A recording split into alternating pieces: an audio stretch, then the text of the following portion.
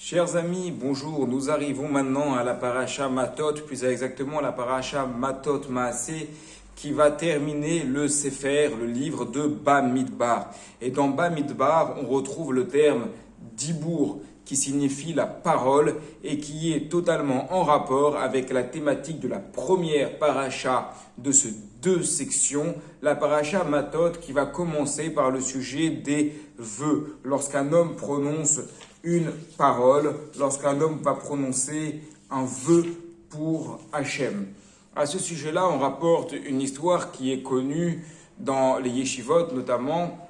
C'est dans une yeshiva où les élèves viennent de terminer le traité de Nedarim, traité de la Gemara, Maseret Nedarim, dont le sujet principal est le sujet des vœux. Ils font donc un sioum, c'est-à-dire la conclusion d'un traité talmudique, et chacun va rapporter un enseignement de chidouche, c'est-à-dire quelque chose de nouveau dans la halacha, quelque chose d'incroyable, de magnifique, et chacun à son tour, il rapporte quelque chose d'incroyable. Et puis, à la fin du sioum, le Rosh Yeshiva, il se lève, il félicite tout le monde, tous les baruchim, tous les jeunes, et il leur dit, maintenant j'ai une question à vous poser. Est-ce que une femme, elle a le droit de faire un neder? Est-ce qu'une femme, elle a le droit de faire un vœu? Et tous les baruchim, tous les jeunes, ils commencent à réfléchir. Il arrive en donnant un raisonnement, c'est écrit dans telle page de la Gemara, et on peut déduire de tel commentateur du Maharsha, mais Rabbi Akiva Eiger, il pose une question, et il arrive à tel raisonnement, à telle conclusion, oui, elle peut faire un éder. Et l'autre, il pose une question, oui, mais d'un autre côté, on a un rif qui nous dit de cette manière-là, qui laisse entendre le contraire, et ainsi de suite, et un grand débat enflammé intervient entre les élèves.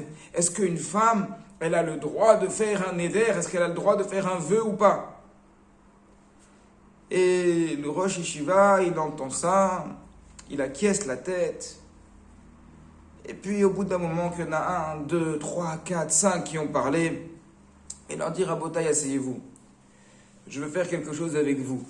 Prenez tous un chumash, prenez tous un livre de Torah, et on va lire ensemble le début de la paracha. Qu'est-ce qui est écrit dans la paracha? Ish ki dor neder l'Hachem, un homme qui fait un vœu pour Hachem. Ça, c'est le second verset de notre paracha. Et le verset d'après, il dit Veisha ki tidor neder l'Hachem, et une femme qui fait un vœu pour Hachem. Il leur a dit, Rabotai, c'est écrit directement dans le verset. Une femme, elle peut faire un vœu. Qu'est-ce qu'elle veut dire, cette histoire?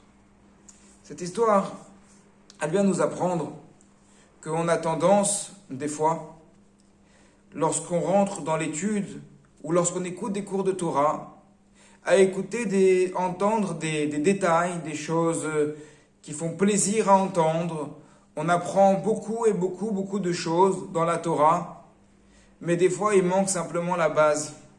La base, c'est-à-dire, qu'est-ce que nous dit le pshat? Qu'est-ce que nous disent les versets de la Torah? Tout simplement.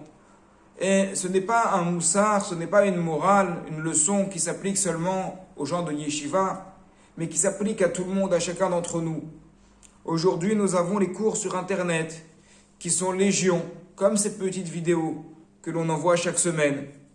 Et des fois, on entend des idées qui sont belles, qui sont magnifiques. C'est bien, c'est incroyable. Mais, est-ce qu'on connaît la Torah? Est-ce qu'on sait ce qui est écrit dans le texte de la Torah? Est-ce qu'on sait qui est la femme d'Abraham? Qui est le fils d'Abraham? Qui est le neveu d'Abraham? Qui est le frère de Moshe Rabbeinu? Comment s'appellent les enfants de Aaron à Cohen, le frère de Moshe Rabbeinu? Comment s'appelle la femme de Aaron à Cohen? Et Myriam, la sœur de Moshe, comment s'appelait son mari? Comment s'appelait son fils? Est-ce qu'on sait tout simplement qu'est-ce qui est écrit simplement dans la Torah? Et ça, c'est quelque chose sur lequel nous devons réfléchir dans notre génération, particulièrement où nous recevons énormément d'informations par rapport à la Torah. Et du coup, nous évoluons, nous nageons dans des idées magnifiques relatives à la Torah, c'est super. Mais est-ce qu'on connaît la base? Est-ce qu'on sait vraiment qu'est-ce qui est écrit dans la Torah? Donc, cette semaine, nous allons conclure le livre de Bamidbar pour reprendre la semaine prochaine le livre de Devarim, qui signifie aussi les paroles.